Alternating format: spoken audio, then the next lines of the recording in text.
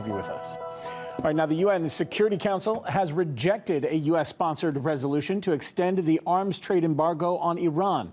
Only 2 members, including the U.S., supported the draft, while Russia, China, both voted against, and other members as well, including the UK, France, and Germany, they abstained. The embargo was imposed in 2010 and is set to expire in October under the Joint Comprehensive Plan of Action, the 2015 deal to impose controls on Iran's nuclear program.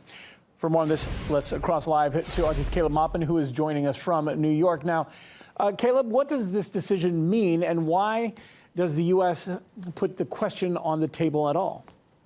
Well, the resolution put forward by the United States would have extended the arms embargo against Iran. Now, France, Germany, and other countries have been very vocal about the fact that they oppose the United States' decision to unilaterally withdraw from the Iran nuclear agreement. And furthermore, they oppose putting new sanctions on Iran. Now, in the lead up to the vote at the UN Security Council, U.S. diplomats were very adamant that they felt this arms embargo must be extended. Here's some of what we heard. I call upon all Security Council members to wake up to the real-world implications of allowing this arms embargo to lapse. The Security Council's central purpose is to promote global peace and security. Failure to extend the arms embargo would make a mockery of that sacred responsibility on which the United Nations was created.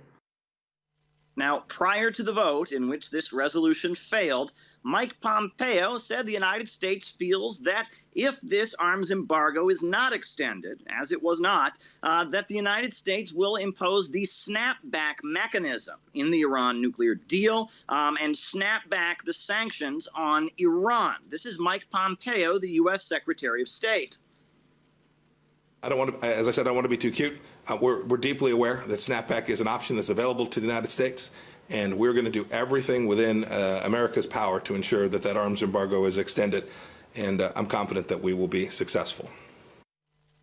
Now, the snapback mechanism in the Iran nuclear agreement was essentially put in place so that if Iran were to violate the JCPOA, they would then face the penalty of an immediate snapback of the sanctions. However, let's remember that it was not Iran that violated the agreement, and the agreement was not withdrawn from by Iran. It was the United States that pulled out of the agreement.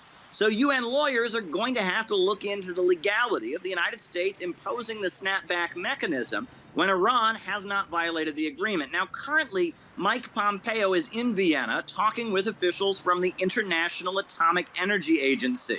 They say that Iran has fully complied with the nuclear deal and not violated it. Mike Pompeo says, however, it doesn't really seem to be about the nuclear deal anymore. This is Mike Pompeo. Iran must provide full, transparent, and immediate cooperation with the IAEA. We can't allow the world's biggest state sponsor of terrorism to buy and sell weapons. I mean, that's just nuts. So it seems that the Trump administration's policy of imposing maximum pressure on Iran and, quote, ripping up the Iran nuclear deal was essentially put to a vote at the body that leads the United Nations. And it seems that this policy of the Trump White House seeking to escalate tension with Iran was overwhelmingly rejected.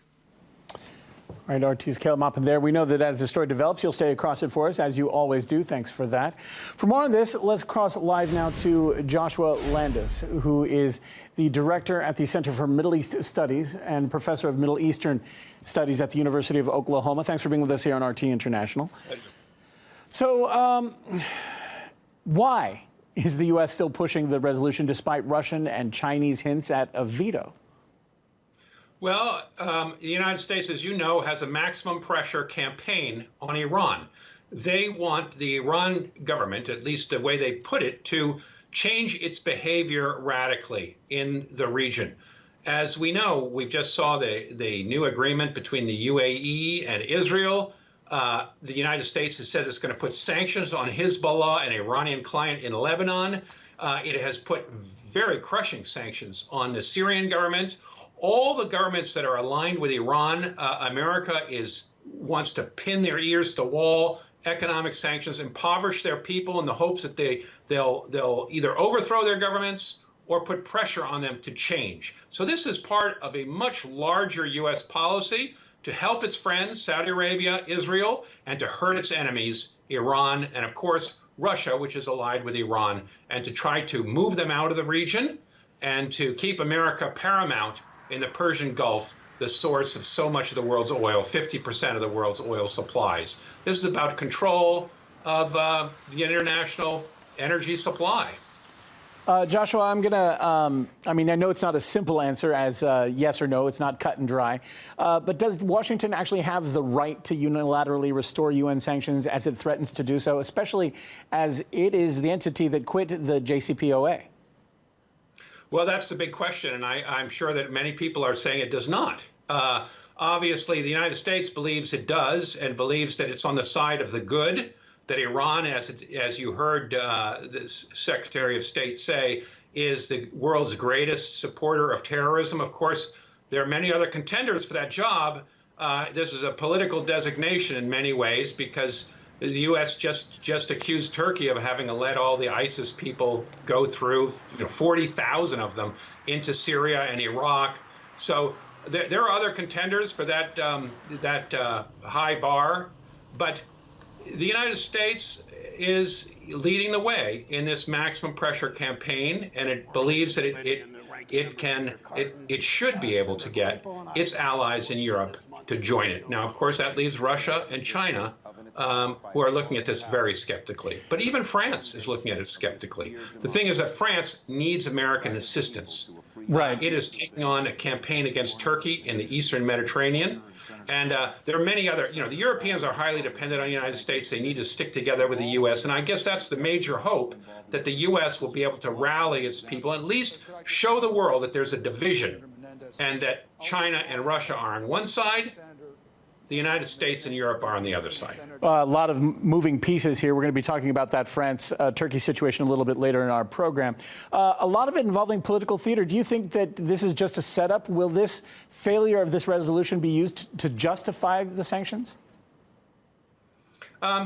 Yes, and we saw the United States just took 4 Iranian ships. It took all their oil out of these Iranian ships that were moving towards Venezuela, under the rubric that America is allowed to take Iranian oil off its ships because it's a terrorist supporting nation. And this is the ongoing battle. So the United States is trying to lay this down and lay down a strict demonization of Iran so that the world will understand its intensifying pressure on Iran. And really, it's up to the rest of the world to see whether they want to line up with that or not. All right, Joshua Landis, Director of the Center for Middle East Studies and also Professor of Middle Eastern Studies at the University of Oklahoma. Always interesting to hear your thoughts. Thanks for being with us here on RT International. Pleasure.